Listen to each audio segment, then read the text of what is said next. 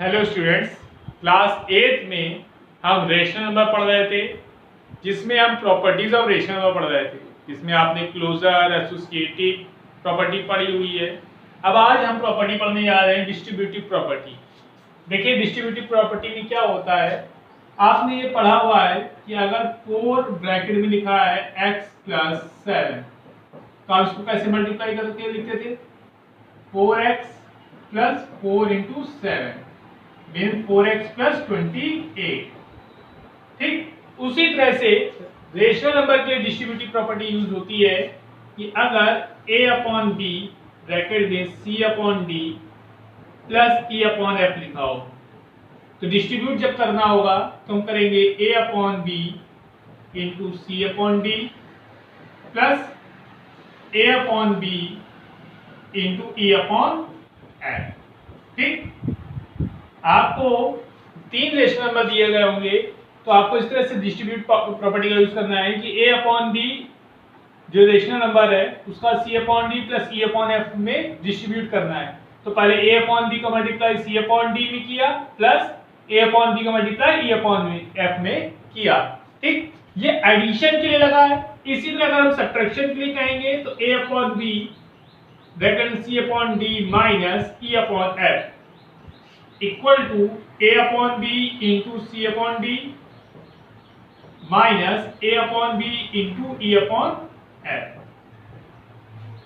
आपने देखा है ये डिस्ट्रीब्यूटिव प्रॉपर्टी एडिशन और सब्ट्रैक्शन बोथ पर लगती है। चलिए इसको देख लीजिए, फिर आपको उसके कुछ एग्जांपल भी समझा दें। जैसे देखिए एग्जांपल दिया गया है कि डिस्ट्रीब्यूटिव प्रॉपर्टी का आपको यूज करना है मल्टीप्लिकेशन ओवर एडिशन। तो आपके पास 3 रेशनल नंबर दिए गए हैं। एक रेशनल नंबर दिया गया है a/b के फॉर्म में -3/4, एक रेशनल नंबर दिया गया है c/d के फॉर्म में 2/3 एंड एक रेशनल नंबर दिया गया है e/f के फॉर्म में -5/6। तो आपने प्रॉपर्टी अभी पढ़ी थी कि a/b ब्रैकेट में c/d + e/f इक्वल टू होता है a/b × c/d plus a/b × e/f। तो हमने इस प्रॉपर्टी का यूज किया। देखिए -3/4 ब्रैकेट में c/d जगह 2/3 प्लस माइनस का 5/6। ठीक, तो अब आपने कैसे सॉल्व किया? -3/4 × 2/3 प्लस -3/4 × -5/6। ठीक, तो अब देखिए -3/4 यहां पर आपने देखा 2/3 -5/6 आया इक्वल टू इधर देखिए -3/4 × 2/3 minus two minus plus then plus का 3/4 × 5/6। ठीक, अब देखिए -3/4 ऐसे लिखा रहा, यहाँ ब्रैकेट में एलसीएम आया 6, 3 2 6, 2 2 4 -5 इक्वल टू यहाँ पर एलसीएम आया 12 -6 मल्टीप्लाई कर दिया है, तब 5 3 15 अपॉन 6 4 24। तो यहाँ पर आपके पास आया -3/4 ब्रैकेट में -1/6 इक्वल टू यहाँ एलसीएम आया 24 -12 प्लस 15। ठीक, अब क्या करेंगे हम? मल्टीप्लाई किया माइनस प्लस 3/6 4 24 इक्वल टू 3/24। आपको देखिए left hand side right hand के साइड की क्या मिल जाएगी? इक्वल। तो डिस्ट्रीब्यूटिव प्रॉपर्टी का यूज इस तरह से क्वेश्चन में हम करेंगे। देख लीजिए,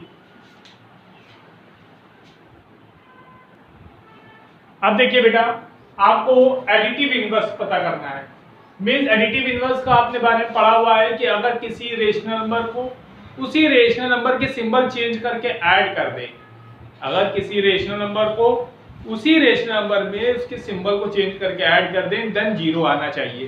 कहने का मतलब है कि कोई ए है और अगर उसके एडिटिव इनवर्स मींस उसके नेगेटिव वैल्यू को ऐड किया जाए तो क्या आना चाहिए? 0। सो आपको पता चला कि एडिटिव इनवर्स किसी भी वेरिएबल या न्यूमेरिकल वैल्यू का उसके सिंबल को चेंज करके मिलता है। तो अगर हम a की बात कर रहे हैं तो -a मिलेगा, 4/7 की बात करेंगे तो माइनस का 4/7 मिलेगा, 9/12 की बात करेंगे माइनस के तो 9/12 मिलेगा। मींस जो वैल्यू होगी उसका सिंबल क्या हो जाएगा, चेंज हो जाएगा। और अगर हम उन दोनों नंबर को ऐड कर देंगे तो वैल्यू हमारे पास 0 आनी चाहिए। मल्टीप्लिकेटिव इनवर्स में क्या होता है कि किसी वेरिएबल का या किसी भी न्यूमेरिकल वैल्यू का जो मल्टीप्लिकेटिव इनवर्स होता है वो उसका रेसिप्रोकल होता है, मींस अपॉन वैल्यू होती है। कहने का मतलब है कि अगर हम a में 1/a का मल्टीप्लाई कर दें तो हमें ऑलवेज क्या मिलना चाहिए, 1 मिलना चाहिए।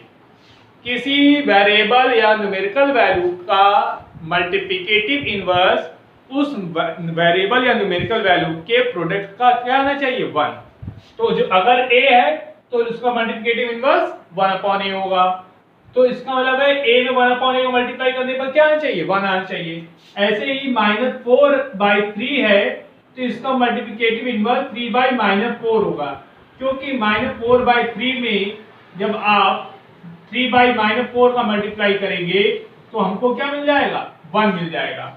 एडिटिव इनवर्स में याद रखिएगा कि दो वेरिएबल अगर ऐड करने पर एक ही वेरिएबल हो और उसमें सिंबल चेंज कर दिया जाए और फिर उसको पुराने वाले वेरिएबल से ऐड कर दें, ऐड करने पर 0 आ जाए तो एडिटिव इनवर्स है, और किसी वेरिएबल का रेसिप्रोकल करके उस वेरिएबल से मल्टीप्लाई करने पर 1 आ जाए तो वो मल्टीप्लिकेटिव इनवर्स है।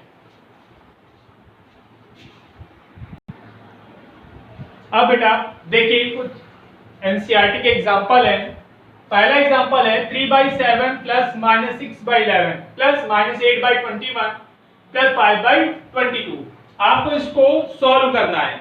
अब सॉल्व करने के लिए सबसे पहले हमने देखा